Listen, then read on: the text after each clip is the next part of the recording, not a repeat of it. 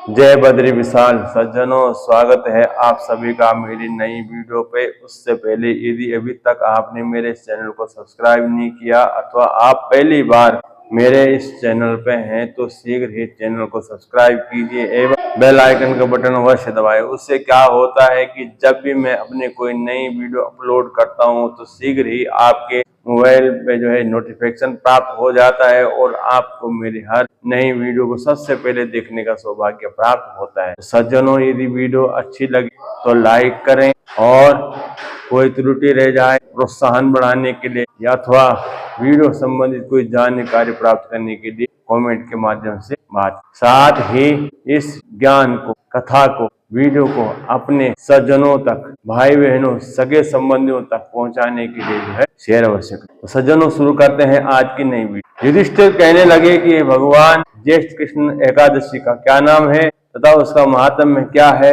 सो कृपा कहिए। भगवान श्री कृष्ण कहने लगे, हे राजन, एकादशी अचला अथवा अपरा दो नाम से जानी जाती है। पुराणों के अनुसार ज्येष्ठ कृष्ण पक्ष की एकादशी अपरा एकादशी क्योंकि वह अपार धन देने वाली है। जो मनुष्य इस व्रत को करते हैं संसार में प्रसिद्धि को प्राप्त हो जाते हैं। इस दिन भगवान त्रिविक्रम की पूजा की जाती है। अपरा एकादशी के व्रत के प्रभाव से ब्रह्म हत्या, भूत प्रेत योनि, पिशाचों आदि योनियों सब पाप नाश हो जाते हैं। इस व्रत के करने से पर स्त्री गमन, झूठी गवाह देना, झूठ बोलना, झूठे शास्त्र पढ़ना अथवा बनाना, झूठा ज्योतिषी बनना तथा झूठा वैद्य बनना आदि सब पाप नष्ट हो जाते। जो क्षत्रिय युद्ध से भाग जाए वे नरकगामी होते हैं, परंतु अपरा एकादशी व्रत करने से वो भी स्वर्ग को प्राप्त हो जाए। जो शिष्य गुरु से शिक्षा ग्रहण करते हैं फिर उनकी निंदा करते हैं वे अवश्य नरकगामी होते हैं, मगर अपरा एकादशी के व्रत करने मात्र से वे भी उस पाप से भी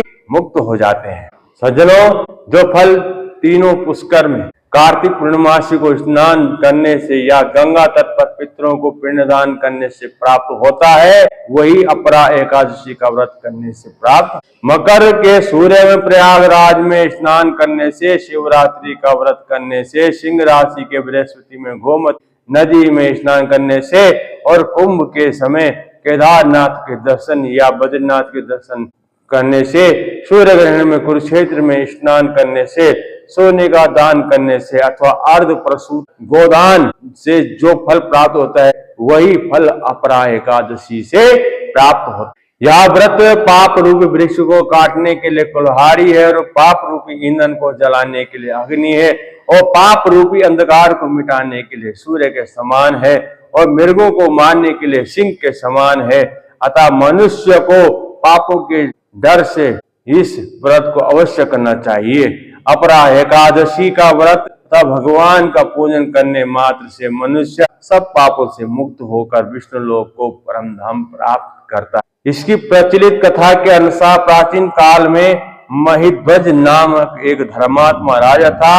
उसका छोटा भाई वज्रध्वज था और बड़ा ही क्रूर था, अधर्मी तथा अन्यायी था। वह अपने बड़े भाई से द्वेष रखता था और उस पापी ने एक दिन रात्रि में अपने बड़े भाई की हत्या करके उसके देह को एक जंगली पीपल के पेड़ के नीचे गाड़ दी। इस अकाल मृत्यु से प्रेरित होकर वह राजा प्रेतात्मा के रूप में उस पीपल में रहने लगा और अनेक प्रकार के उत्पात करने लगा।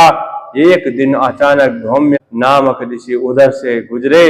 उन्होंने प्रेत को देखा और तपोबल से उसके अतीत को जान लिया। अपने तपोबल से प्रेत का उत्पात का कारण समझा।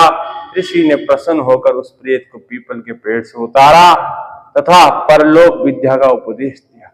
दयालु ऋषि ने राजा की प्रेत योनि से मुक्ति के लिए स्वयं अपरा यानी कि अचला एकादशी का व्रत किया और उसे अगति से छुड़ाने को उसका पुण्य प्रेत को अर्पित कर। इस पुण्य के प्रभाव से राजा की प्रेत योनि से मुक्ति होगी। वह ऋषि को धन्यवाद देते हुए अपने दिव्य देह धारण कर पुष्पक विमान में बैठकर स्वर्ग लोक चला गया।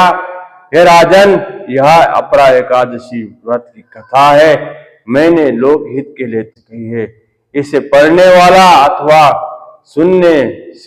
अथवा इसे सुनने वाले सभी पापों से मुक्त हो जाते हैं। सज्जनों, यदि वीडियो अच्छी लगी हो तो लाइक करना, साथ ही प्रोत्साहन बढ़ाने के लिए कोई त्रुटि रह जाए उसको सुधारने के लिए अथवा वीडियो संबंधित अन्य जानकारी को प्राप्त करने के लिए कमेंट अवश्य। और यदि अभी तक आपने इस चैनल को सब्सक्राइब नहीं किया तो देर मत कीजिए, शीघ्र इस चैनल को सब्सक्राइब कीजिए। सज्जनों, बेल आइकन का बटन अवश्य दबाना। उससे क्या होता है कि जब भी मैं कोई नई वीडियो अपलोड करता हूं तो शीघ्र ही जो है आपके मोबाइल स्क्रीन पर वीडियो नोटिफिकेशन के रूप में वीडियो प्राप्त हो जाती है और आपको सबसे पहले मेरी नई वीडियो को देखने का अवसर प्राप्त होता है।